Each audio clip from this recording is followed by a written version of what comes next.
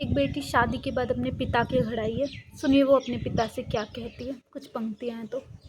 मैदान की कोई वस्तु थी, मैदान की कोई वस्तु थी, क्या मेरे मन का मोल नहीं। सौंप गए मुझे उन हाथों में जिनकी नज़रों में स्त्री चरणों की धूल रही। देखो तो जैसे भेजा था वैसी अब मैं हूँ लगती क्या। देखो तो जैसे भेजा था वैसी अब मैं हूँ लगती क्या। तन पे पड़े ये नीले धब्बे प्रत्यक्ष दिखाई देते हैं। तन पे पड़े ये नीले धब्बे प्रत्यक्ष दिखाई देते हैं।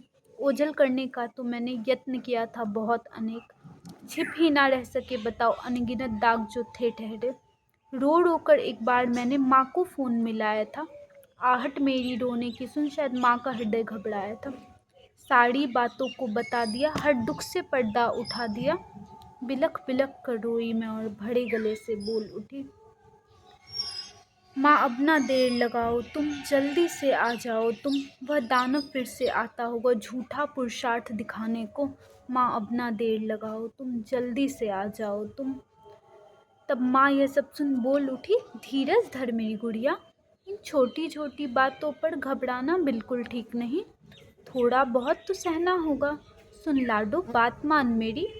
पत्नी पति के बीच में तो अक्सर दो चार बात तो हो ही जाती। वह कहता है कुछ तो सुन ले तू, क्यों बहस बता करती है तू। वह दिन भर बाहर जाता है, थक कर घर को आता है, दो चार बात जो बोलता है तो बोल, सुनने में क्या जाता है। जितनी ज़रूरत है शौक़ तेरी सबको तो पूरी करता है। जितनी ज़रूरत है शौक़ तेरे सबको तो पूरी करता है। जितने पैसे तू मांगती है उससे दुगने वो रखता है। तो बात सुन गुड़िया मेरी, थोड़ा तो समझौता कर ले। तो बात सुन गुड़िया मेरी, थोड़ा तो समझौता कर ले। बसी बसाई गृहस्थी है तेरी, थोड़ा सा बर्दाश्त कर ले। तो बता मेरी अब लाडो रानी, तो बता मेरी अब लाडो रानी, बात को मेरी मानेगी ना।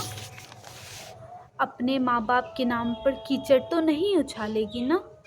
सुनकर स्तब्ध रह गई थी मैं अपनी माँ की भाषा को। सुनकर स्तब्ध रह गई थी मैं अपनी माँ की भाषा को। कंठ मेरा भर आया था अश्रु नयनों में कैद हुए। बोली ना मुझसे निकल रही, शायद सारे शब्दों को मैं बिसर गई। उठाकर फेंका फ़ोन को फिर और मन में मैंने संकल्प लिया। उठा के फेंका फ़ोन को मैंने फिर मन में मैंने संकल्प लिया। कठपुतली सबने बना लिया, अपनी मर्जी से नचा लिया, बस और नहीं, बस और नहीं। खुद को अब मैं इन बंधन से आज़ाद करूं। नहीं रह सकती कैद में अब मैं पंछी बन आसमान